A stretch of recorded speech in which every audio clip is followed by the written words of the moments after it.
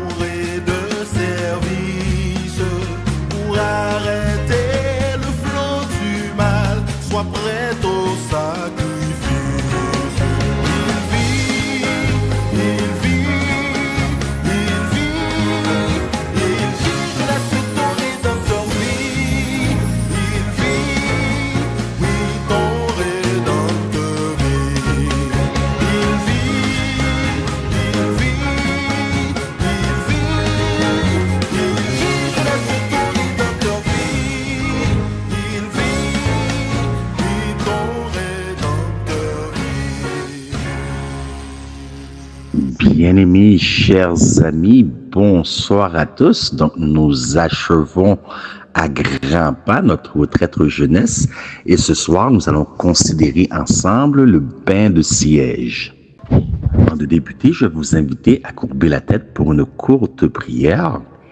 Notre Seigneur, notre Dieu, nous te demandons de nous aider à compter nos jours afin d'appliquer notre cœur à la sagesse, ce qui inclura l'esprit d'investigation, car il y a des millions de sciences et de connaissances dont nous ignorons encore, mais tu as permis que cela nous soit révélé. Donc donne-nous cet esprit d'investigation, pardonne nos péchés, aide-nous à vivre dans l'obéissance aux méthodes naturelles de guérison que tu nous as données. Au nom de Jésus, Amen. Donc, bien-aimés, pour débuter, nous allons considérer ensemble qu'est-ce que le bain de siège. Un bain de siège, c'est ce qu'on appelle le Sitzbad. Sitz vient du mot allemand, donc ça a été traduit ainsi. C'est un bain de siège, est un bain chaud et peu profond qui aide à soulager les douleurs et l'inconfort anal ou anal. Les bains de siège peuvent apporter un soulagement après intervention chirurgicale comme une épisiotomie ou aider à gérer des infections, comme les hémorroïdes. L'eau et l'ajout de sel Epsom peuvent renforcer les bienfaits du bain de siège sur les symptômes. Donc, cette série de health.com. Donc, souvent, moi, lorsque je fais certaines présentations, je n'aime pas parler. J'aime laisser les gens, les professionnels eux-mêmes, vous parler dans leur langage, vous expliquer de quoi il est question. Les bienfaits du bain de siège, c'est ce que nous allons considérer maintenant. Cela soulage les infections vaginales et urinaires, kyste Bartholin. Donc, lorsqu'on parle d'infection vaginale, on peut aussi parler de décharge. Donc, on peut aussi parler de kyste Bartholin. Ça, c'est bon pour le côlon et la prostate, pour les fibromes, pour le scrotum, pour les accès, pour la constipation, Cela apaise les irritations et procure un sentiment de confort. C'est bon pour les hémorroïdes et épisiotomies, tel que nous l'avons déjà dit. Ça contribue à augmenter le débit sanguin dans les tissus anaux. Et selon le Cleveland Clinic, encore une fois, je laisse parler les professionnels de la santé, tremper la zone périnéale dans l'eau chaude réduit les spasmes musculaires en détendant le sphincter anal, l'anneau musculaire qui s'ouvre et se ferme à la base de l'anus. La relaxation de ces muscles améliore la circulation sanguine dans les tissus anaux, ce qui favorise la guérison et atténue la douleur. Maintenant, ce que nous avions dit que le bain de siège est très bon. C'est une méthode de guérison pour ceux qui souffrent de constipation. Donc, bien aimés, nous allons porter un peu d'emphase, nous allons ouvrir une parenthèse à ce niveau-là, au niveau de la constipation. Vous mangez une fois, trois repas par jour, ok? On va mettre cela comme ça. Vous mangez 3 repas par jour, mais vous allez évacuer une seule fois dans la journée. Donc, notez que la présentation est bien sur les bienfaits du bain de siège et non au niveau de la santé intestinale. Comment se fait-il que vous mangez 3 repas dans une journée, mais que vous évacuez une seule fois? Cela ne devrait pas être le cas. Le nombre de repas qui devrait être pris dans une journée, c'est maximum, je dis maximum 2 repas par jour. Si vous êtes capable d'arrêter à 1, allez-y. Mais c'est maximum 2 repas par jour. Donc, si vous mangez 2 fois, vous devrez éliminer 2 fois. Donc, si vous mangez une fois dans la journée, vous devrez éliminer une seule fois dans la journée.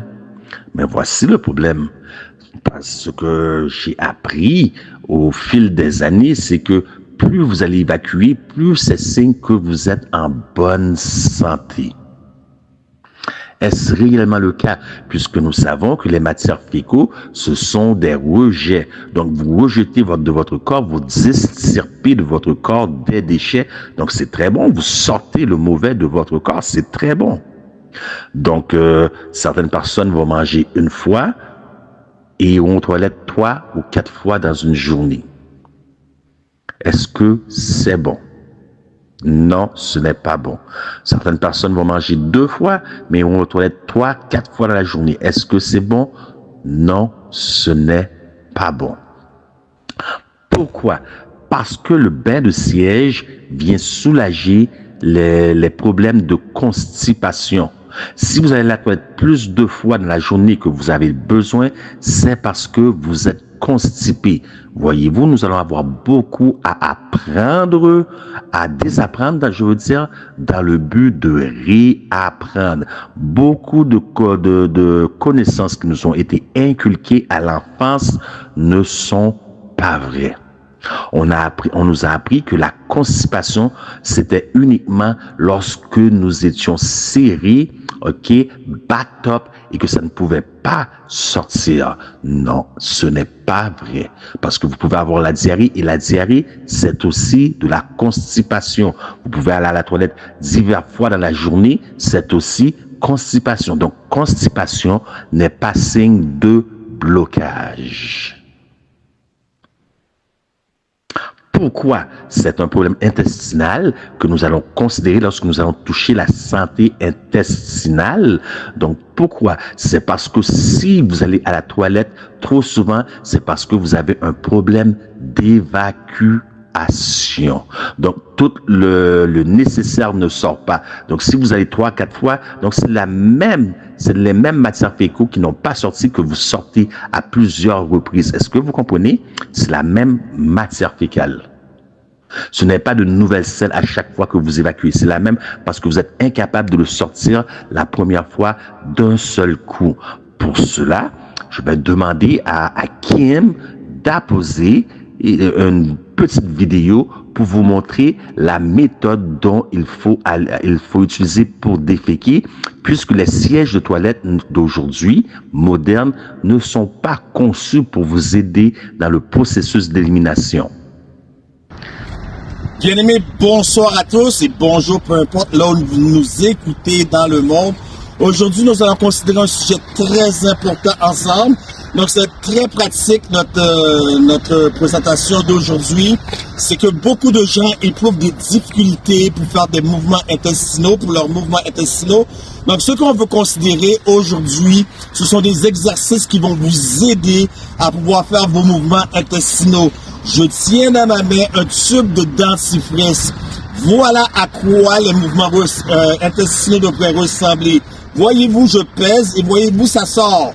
Ça sort, voilà à quoi un bon mouvement intestinal devrait ressembler. Vous savez, lorsque parfois vous vous brossez les dents et vous devez tordre le tube, le mouvement intestinal ne devrait pas ressembler à ça. Donc, afin d'améliorer le mouvement intestinal, on peut l'améliorer par certains exercices dont je vais vous en montrer un en particulier. Vous placez les jambes ainsi et puis vous descendez. Vous voyez, je descends et tranquillement, pas vite, je descends jusqu'ici, jusqu'à ce que les jambes soient dans cette position-là. Ça, c'est la position idéale pour les selles. Les chaises et les cuves de toilette qu'on a aujourd'hui ne sont pas faits pour que l'être humain puisse avoir des mouvements intestinaux comme tel, parce que nous ne devrions pas être en position 90. Voilà la bonne méthode. Voilà pourquoi on pratique cet exercice-là afin de connaître une meilleure évacuation. Voici la bonne méthode que on devrait faire nos besoins, excusez-moi, lorsque nous sommes à la salle de bain. J'ai ici deux petits footstools que je peux dire.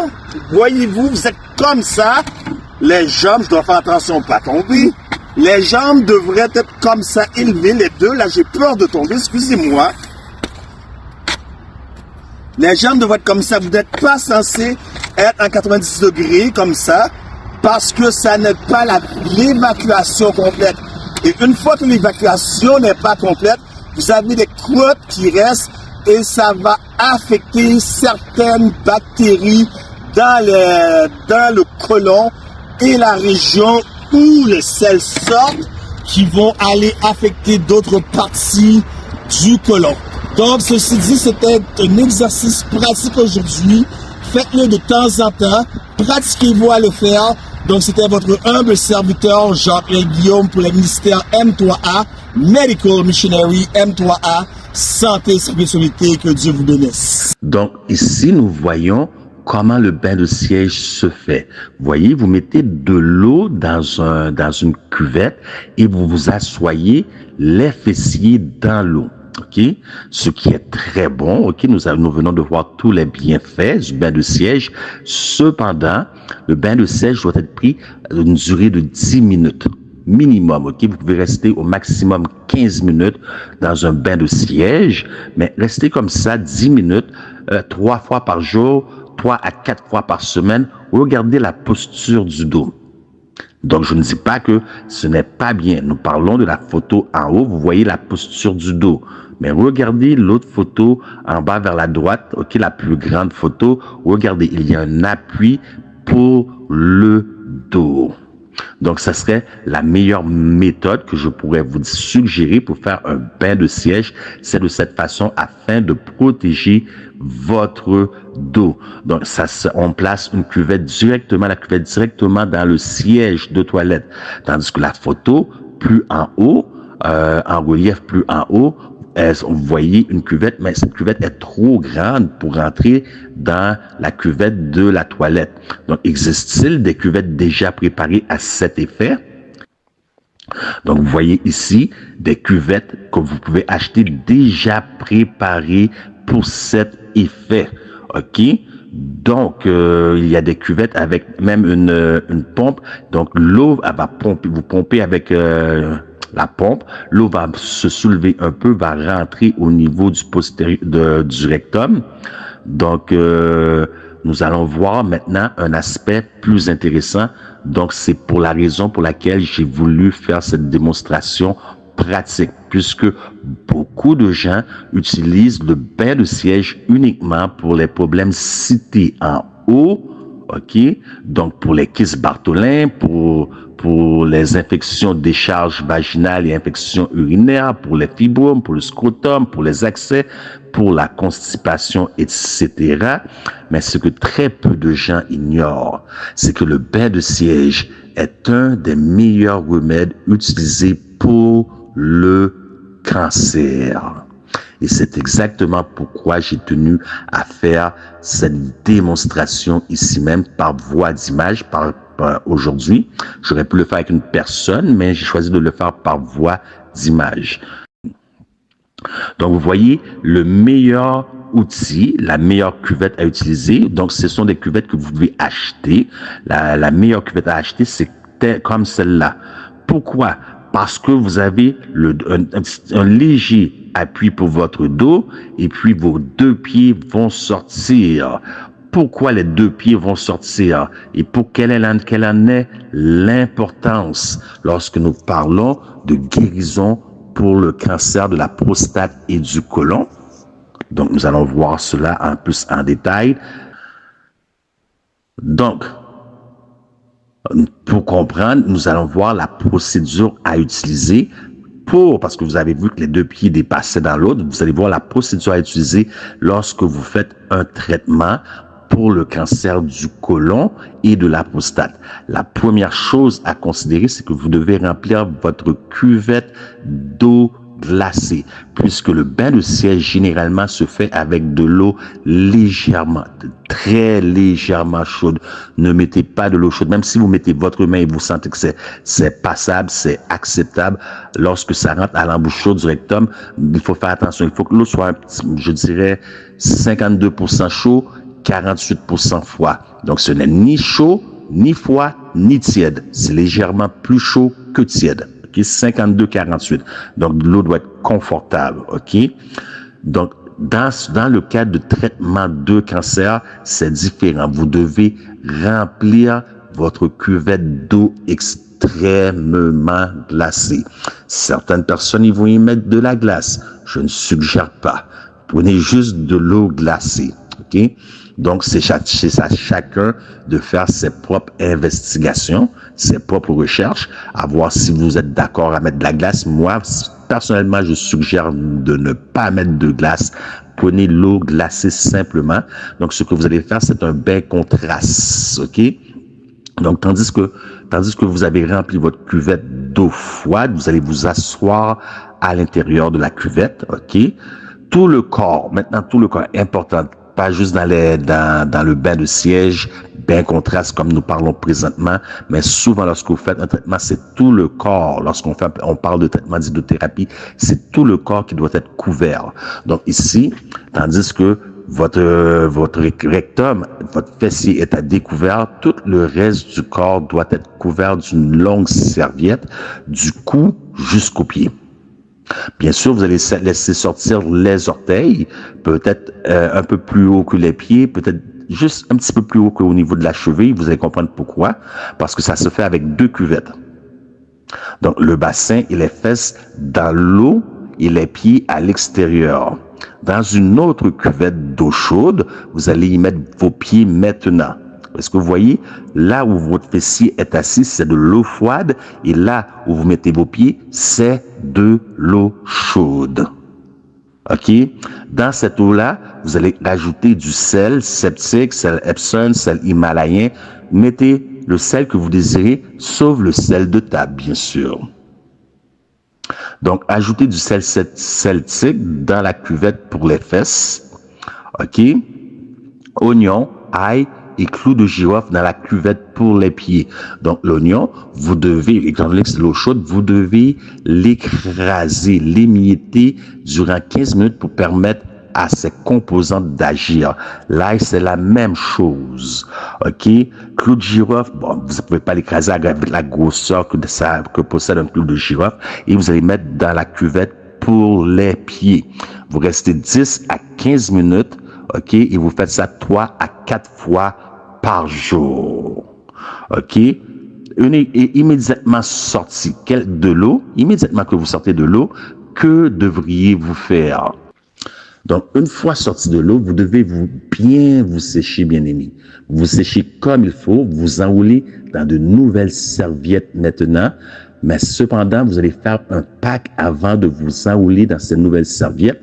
Donc, pour ceux qui ne savent pas c'est quoi un pack, vous pouvez marquer pack sur Google Images, ça va vous donner l'image, parce qu'on fait souvent des packs avec l'huile de ricin, communément appelé castor oil, ou dans certains pays, on appelle ça l'huile mascriti. OK?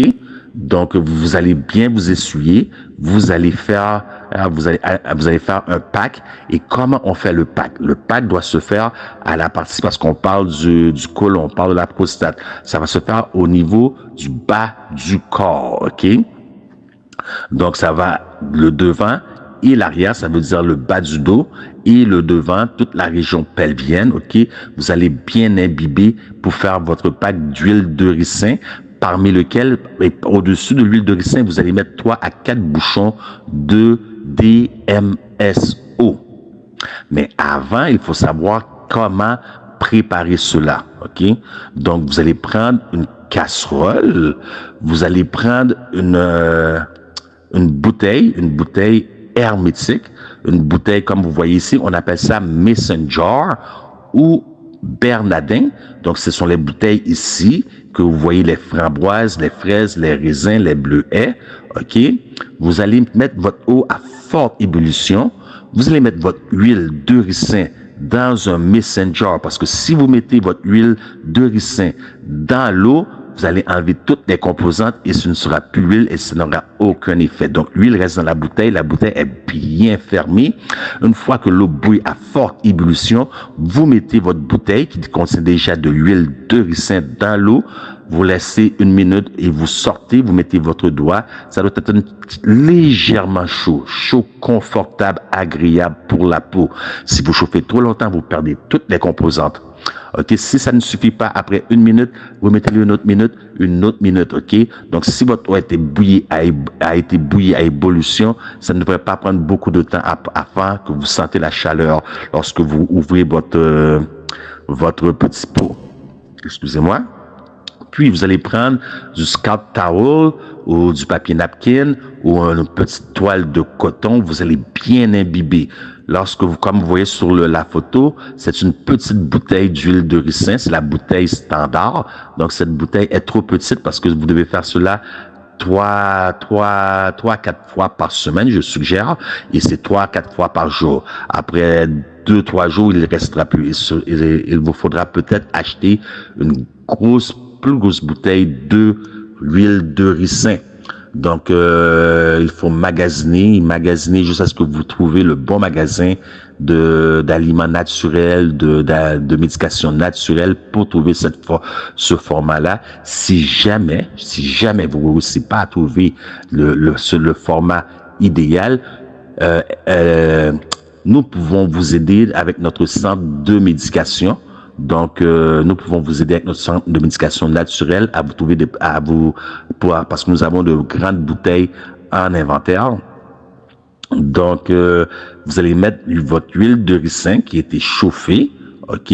Vous allez rajouter quelques gouttes, OK? 3 à 4 bouchons de DMSO, OK? Vous allez mettre votre napkin ou votre toile, OK? Sur une pellicule de plastique. En haut, à gauche, vous voyez, c'est marqué Saran. OK, vous allez entourer, comme vous voyez, le pied, c'est juste un exemple, là. C'est juste un exemple. Vous allez entourer sur le niveau, autour du dos, qui va englober aussi la partie du devant, c'est-à-dire le bas du dos, la partie du devant qui sera la région pelvienne, le bas de l'estomac, et vous allez faire votre pack ainsi, et vous allez vous entourer de serviettes secs après avoir sorti de l'eau. Donc, j'espère que cette présentation vous a été très utile. L'important pour moi, ce n'est pas qu'elle soit très utile. Oui, c'est important, mais l'important pour moi, c'est de le partager avec quelqu'un qui serait peut-être dans le besoin.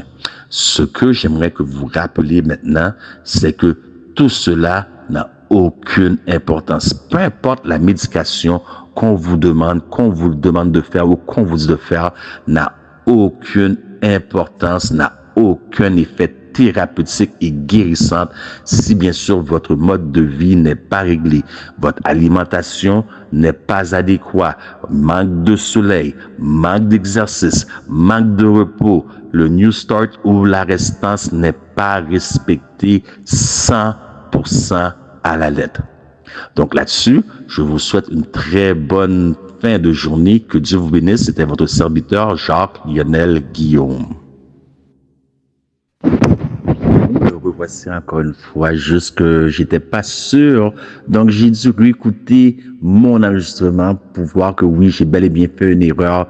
C'est souvent la même erreur que je refais parce que je pense en une langue et puis je parle dans l'autre langue. Donc je dois ajuster mon esprit, mon cerveau avec le niveau de langue que je parle. Donc j'ai dit j'ai parlé de l'estomac lorsque j'ai parlé du PAC. OK, j'ai parlé à partir du bas du dos. OK, par en avant, en dessous l'estomac, je parle des intestins. Donc, en dessous de la région abdominale, descendant plus bas. Donc, c'est abdominal et non estomac. Donc, on parle des intestins.